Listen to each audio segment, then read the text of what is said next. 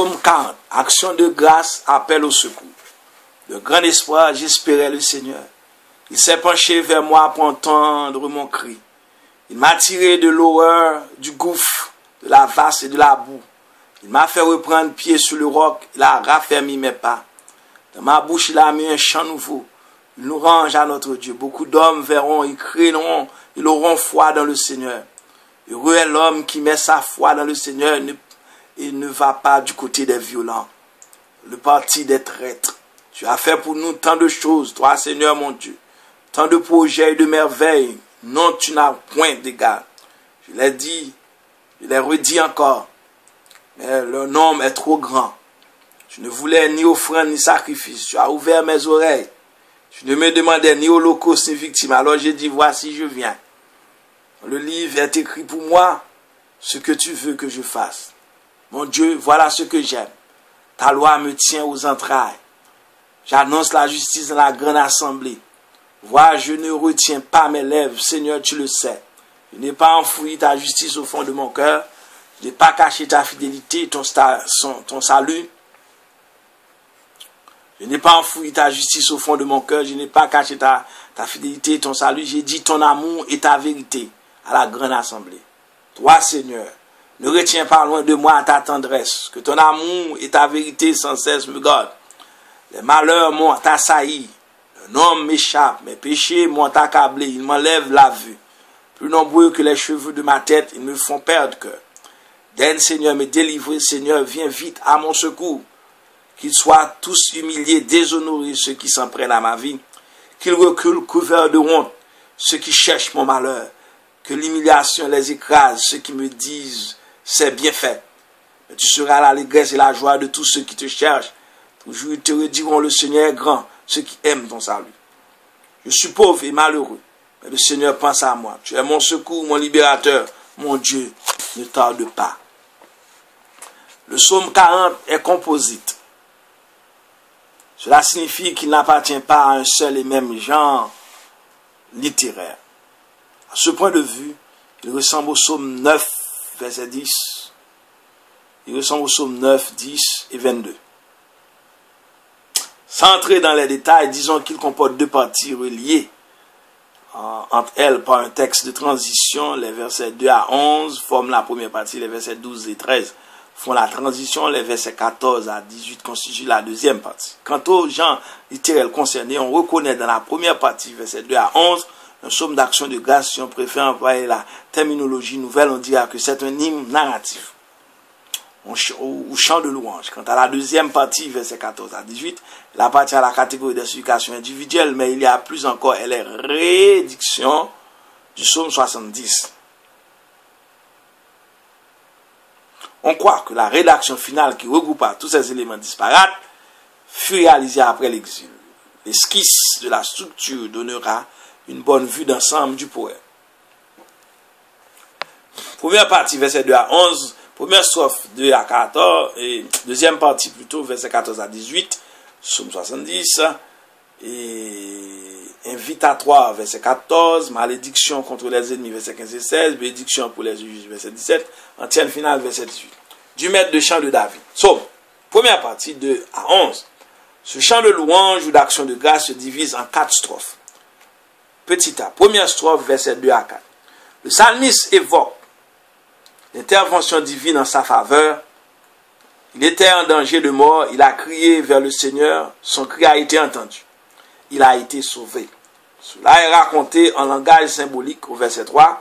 Le Seigneur l'a tiré du Sheol, ce gouffre fangueux et boueux où habite la mort. Il l'a conduit sur le roc solide de la colline de Sion, où commence pour lui une vie nouvelle. Le début de cette vie nouvelle est marqué par l'exécution du chant nouveau que Dieu lui-même apprend à son fidèle vu dans la perspective de l'histoire du salut. Ce chant nouveau prend un sens eschatologique. Il prélude à la grande nouveauté que sera l'ère messianique. Il convient au psaume d'action de grâce. Nous appelons aussi hymne de louange. La première strophe se termine au verset 4 sur une note missionnaire. Le psalmiste proclamera les merveilles du Seigneur à beaucoup d'hommes, verset 4. Petit b, deuxième strophe, versets 5 et 6. Elle s'ouvre à la béatitude qui proclame heureux l'homme qui compte sur le Seigneur et ne se tourne pas vers les hommes de Rahab, ni vers les traîtres. Verset 5. Au verset 6, la béatitude se transforme en proclamation des merveilles du Seigneur dans l'histoire du salut. Troisième strophe, petit C. Les cérémonies d'action de grâce consistaient en l'exécution d'un chant de louange, chantauda. L'auteur du psaume 40 agit contrairement à la coutume, non pas par mépris des sacrifices officiels, mais parce qu'il prend conscience de cette grande vérité. Au sacrifice, Dieu préfère la soumission à sa volonté. Dans la situation où il se trouve, il décide donc d'offrir à Dieu la plus belle de toutes les louanges, sa soumission à la volonté divine, telle que manifestée dans la loi de Moïse, la Torah, T-O-R-A-H. Contrairement à l'interprétation de certains commentateurs, cette strophe, versets 7 à 9, n'exclut pas nécessairement l'offrande des sacrifices dans le culte. Autrement dit, la strophe en question ne prône pas une religion uniquement intérieure et spirituelle. Par contre, ce qui est absolument vrai, c'est qu'elle se fait l'écho de l'enseignement des prophètes qui ont combattu le formalisme religieux. À la lumière de cette dernière réflexion sur le formalisme religieux, le verset 7, tu as ouvert mes yeux, signifie que Dieu a fait comprendre un psalmiste cette exigence fondamentale. Ce qui compte avant tout, c'est de faire la volonté divine.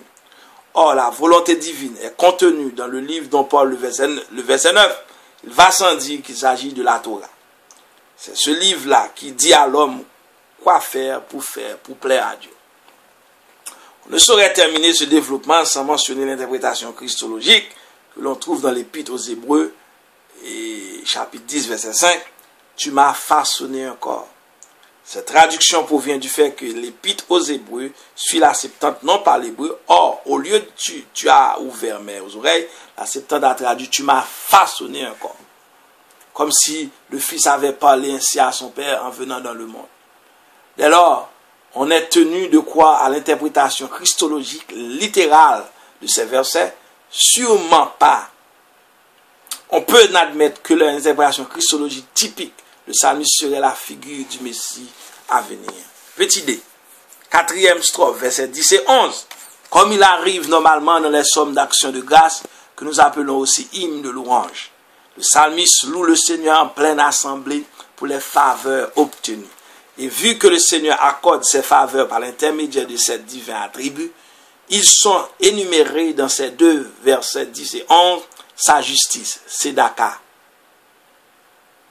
S-E-D-A-Q-A-H, sa fidélité, Emuna, E-M-U-N-A-H, son amour, E-Z-H-E-S-E-D, sa vérité, Emed, E-M-E-T. Alors, de l'hébreu. La transition, versets 12 et 13. Dans l'introduction, nous avons signalé que les deux versets 12 et 13 font la transition entre la première partie hymne de louange et la deuxième partie supplication individuelle. Il est donc normal de retrouver dans les deux versets 12 et 13 qui servent de transition quelque chose provenant de l'hymne qui précède et de la supplication qui suit. De fait, le verset 12 mentionne des attributs divins, l'amour et la vérité de l'hymne. Quant au verset 13, il prépare la supplication. Les malheurs m'ont assailli, leur nom m'échappe. Deuxième partie, verset 14 à 18. Le psaume 70, qui fait partie du psautier Éloïs, a été inséré ici dans le psautier Yavis, très probablement par l'auteur du psaume 40, dont il constitue désormais la deuxième et la dernière partie. Il comprend 4 sections. Invitation, verset 14. La célébrité de ce verset vient du fait qu'on le récite plusieurs fois chaque jour à l'office divin bréviaire. Daigne, Seigneur, me délivrer, Seigneur, viens vite à mon secours. Cet appel au secours est rendu plus pressant par l'emploi de l'adverbe vite. Petit b. Malédiction contre les ennemis, verset 15 et 16. Elle se fonde sur 3 motifs. Les ennemis cherchent à faire mourir le juste, verset 15. Ils souhaitent son malheur, verset 15. Ils lui disent ah ah, verset 16. C. Bénédiction pour les justes. Verset 17. La note dominante est la confiance toujours présente dans les supplications. Elle s'exprime par 3 expressions, s'oppose aux 3 manœuvres des ennemis. Les justes cherchent le Seigneur, verset 17, tandis que les ennemis s'en prennent à sa vie. Les justes disent, le Seigneur est grand, tandis que les ennemis aiment le malheur des justes. Antienne finale. Verset 18, en guise de conclusion. Cette antienne finale met en scène 2 des personnages du psaume.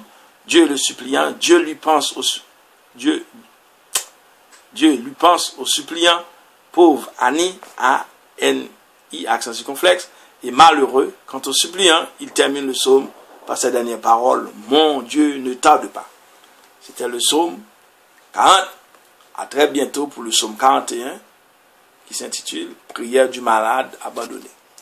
Donc aujourd'hui nous avons vu le psaume 40. À très bientôt, que Dieu vous bénisse. Amen. Ce Gary Volsi de Montréal, Québec, Canada. Pour me rejoindre, 438-792-4618. Gary, G-A-R-Y.volcy, V-O-L-C-Y, @yahoo.com. Que Dieu vous bénisse à très bientôt.